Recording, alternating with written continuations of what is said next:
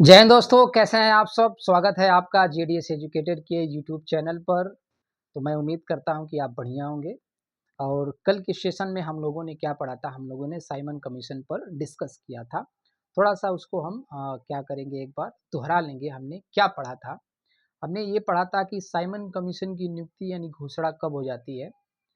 तो 8 नवंबर 1927 को Simon commission का क्या होता है, गठन होता है। और 3 फरवरी 1928 को साइमन कमीशन बॉम्बे पहुंचता है। इस कमीशन में कुल मिलाकर कितने सदस्य थे, इस कमीशन में कुल मिलाकर 7 सदस्य हैं। साइमन कमीशन भारत आता है किस लिए, भारत का पॉलिटिकल फ्यूचर डिसाइड करने के लिए, यानी संवैधानिक सुधार के लिए। और ऐसा कमीशन जो भारत का पॉलिटिकल फ्यूचर डिसाइड करने के लिए भारत आ रहा हो और उसमें एक भी भारतीय सदस्य ना हो, तो इस बिल का विरोध लाजमी है। और इस बिल का विरोध शुरू हो जाता है, साइमन जहां जाता है साइमन गो बैक के नारे लगाए जाते हैं। ठीक, इसी के दौरान लाला लाजपत राय, प्रदर्शन के दौरान लाला लाजपत राय को लाठी लगती है और लाला लाजपत राय की डेथ हो जाती है। ठीक है, उसके बाद लाला लाजपत राय की डेथ के बाद भगत सिंह लाला लाजपत राय को अपने पिता की तरह मानते थे। भगत सिंह ये कहते हैं कि भाइयों पता लगाओ कि किस अंग्रेज अधिकारी ने यह आदेश दिया लाठी चलवाने की। पता चलता है कि स्कॉट है और जाल बिछाया जाता है। मारना था स्कॉट, मारा जाता है सैंडर्स, क्योंकि सारे अंग्रेज एक ही तरह दिखते थे। तो लाला लाजपत राय क्या मौत का बदला किसने लिया, भगत सिंह ने लिया। ठीक है, इसमें हमने पढ़ा था कि इसमें सारे सदस्य क्या थे, अंग्रेज थे।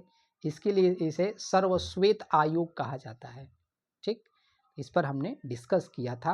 और आज के क्लास में हम आगे बढ़ेंगे और पढ़ेंगे लाहौर अधिवेशन। क्या पढ़ेंगे, लाहौर अधिवेशन।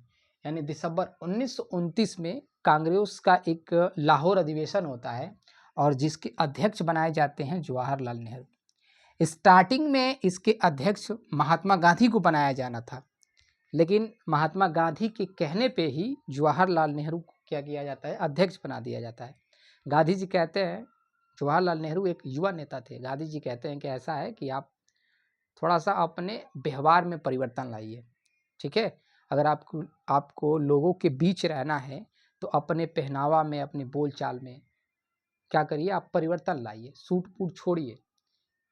क्योंकि जब भी आप जनता के पास जाइए तो जनता को ये महसूस हो, लोगों को ये महसूस हो कि आप हम में से ही कोई एक है। ठीक है, तो गांधी जी इस तरीके की राजनीति पर बल देते थे। तो गांधी जी के कहने पर किसको बना दिया गया, जवाहरलाल नेहरू को। और इसी लाहौर अधिवेशन में पूर्ण स्वराज का जो प्रस्ताव है वो पास करा लिया गया। ठीक, उसके बाद से जनवरी 1930 को पूर्ण स्वाधीनता दिवस यानी स्वतंत्रता दिवस मनाने का निश्चय किया गया। यानी भारत में हम लोगों ने सबसे पहला अपना स्वतंत्रता दिवस कब मनाया, तो 26 जनवरी 1930 को। ठीक है, और इसी दिन क्या किया गया, पूर्ण स्वतंत्रता दिवस यानी कि पूर्ण स्वाधीनता दिवस मनाने का निश्चय किया गया। आप देखो, ये जनवरी 1930 की बात है और हमारा देश स्वतंत्र कब हुआ, तो 15 अगस्त 1947 को। ठीक है, अब ये भी डेट, दो डेट स्वतंत्रता के, दो डेट आ गए। एक डेट हो गया 26 जनवरी 1930 और दूसरा डेट हो गया 15 अगस्त 1947। 15 अगस्त और 1947। अब ये दोनों जो डेट है, ये दोनों डेट इंपॉर्टेंट है। ये भी डेट इंपॉर्टेंट है, ये भी डेट इंपॉर्टेंट है, हमें छोड़ना नहीं है। और हमारा संविधान कब बनकर तैयार हुआ, संविधान को अंकित कब किया गया, तो 26 नवंबर 1949 को। ठीक है, और हम लोगों ने 2 महीना इंतजार किया और 26 जनवरी 1950 को संविधान लागू कर दिया गया। तो इसी डेट को हम क्या मनाते हैं, यानी 26 जनवरी को क्या मनाते हैं, 26 जनवरी को गणतंत्र दिवस मनाते हैं। तो ये बात आपको समझ में आई होगी। ठीक है, इस पे भी सवाल बनता है। ठीक, उसके बाद गांधी जी ने अपने पत्र यंग इंडिया में 31 जनवरी 1930 को वायसराय लॉर्ड इरविन, ठीक है, यानी लाहौर अधिवेशन के समय जो वायसराय था उसका क्या नाम था, लॉर्ड इरविन था। ठीक है, लॉर्ड इरविन तथा ब्रिटिश प्रधानमंत्री, अब उस समय ब्रिटिश प्रधानमंत्री कौन थे, तो ब्रिटिश प्रधानमंत्री रैमसे मैकडोनाल्ड के सामने 11 सूत्री मांगे रखी। ठीक है। गांधी जी ने कितनी मांग रखी? 11 सूत्री मांगे रखी।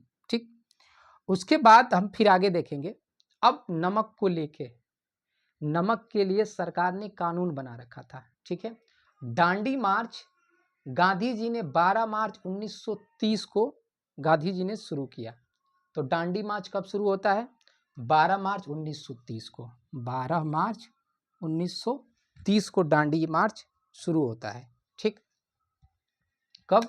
12 मार्च 1930 को गांधी जी अपने 78 सहयोगियों के साथ साबरमती आश्रम से दांडी यात्रा आरंभ करते हैं।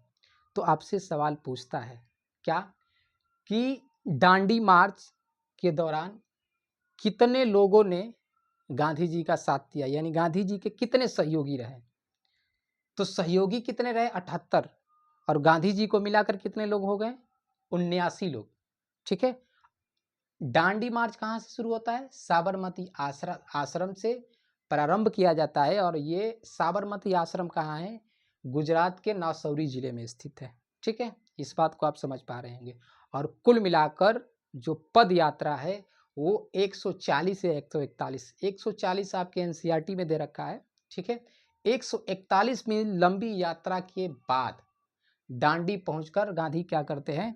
नमक हाथ में उठाकर, ठीक है, नमक क्या करते हैं? हाथ में उठाकर, और ये कहते हैं कि हम क्या कर रहे हैं?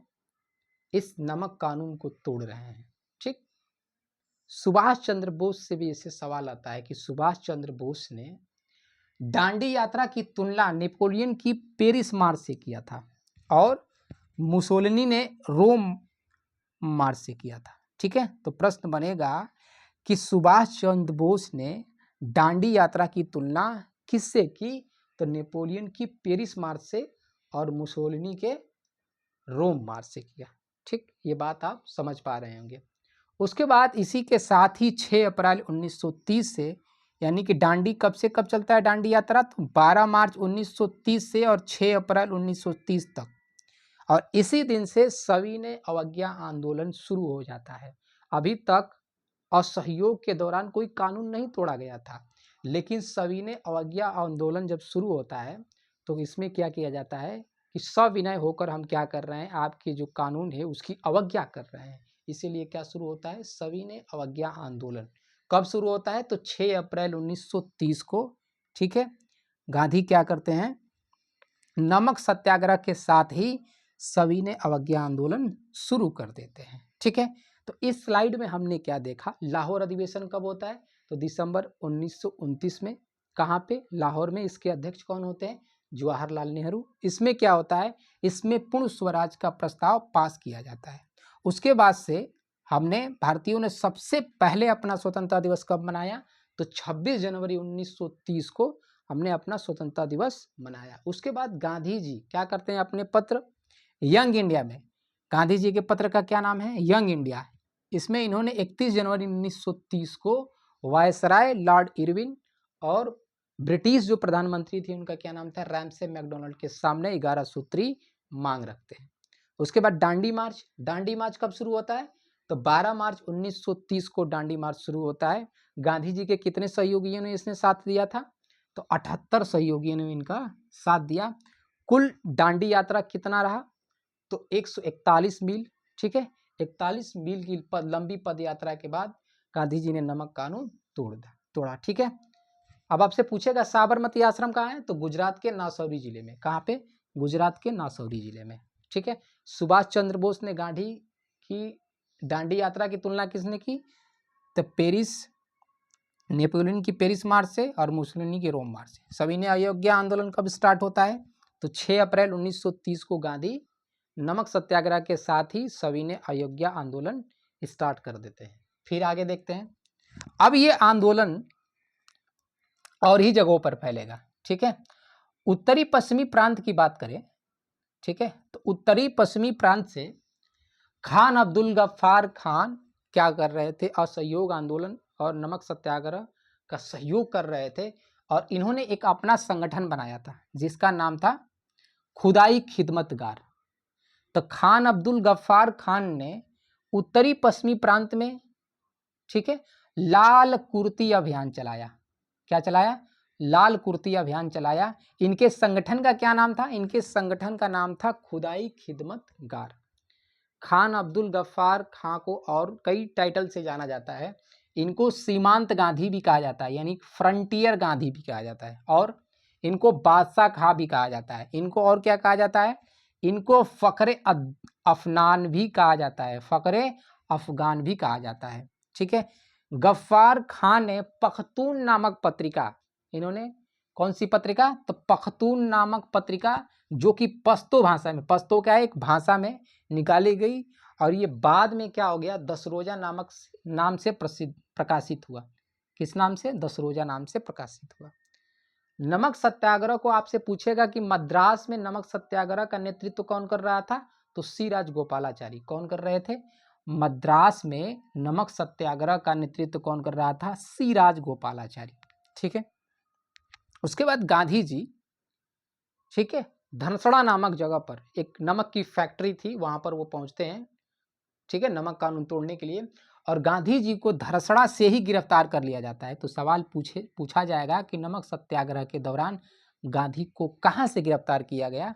तो धरसड़ा एक जगह है, वहां से गिरफ्तार कर गांधी को पुणे से यरवदा जेल भेज दिया जाता है। कहाँ भेज दिया जाता है? यरवदा जेल भेज दिया जाता है। गांधी के गिरफ्तार के बाद, जब गांधी गिरफ्तार हो जाते हैं, उसके बाद इस आंदोलन का नेतृत्व कौन करता है? तो तैयब अब्बास जी करते हैं। ठीक है। यानी गांधी के गिरफ्तार होने के बाद जो नमक सत्याग्रह है, इस सत्याग्रह का नेतृत्व कौन करता है? तो आपका जवाब क्या होना चाहिए? तैयब अब्बास जी। कौन करते हैं? तो तैयब अब्बास जी। ठीक है, अब्बास तैयब जी, याद रखेंगे इस बात को। उसके बाद बिहार में नमक सत्याग्रह का नेतृत्व कौन कर रहा था? तो महादेव लाल शरीफ। ठीक है, महादेव लाल शरीफ, ये क्या कर रहे थे? बिहार में नमक सत्याग्रह का नेतृत्व कर रहे थे। उसके बाद से सविनय अवज्ञा आंदोलन के दौरान ही, ठीक है, लड़कों ने बानर सेना और लड़कियों ने माजरी सेना का निर्माण किया था। ठीक, तो मैं उम्मीद करता हूं कि इस स्लाइड से आपको बहुत कुछ सीखने को मिला होगा। अगर आपको ये क्लास अच्छी लगी हो तो लाइक, शेयर एंड सब्सक्राइब जरूर करें। ठीक है, शुक्रिया।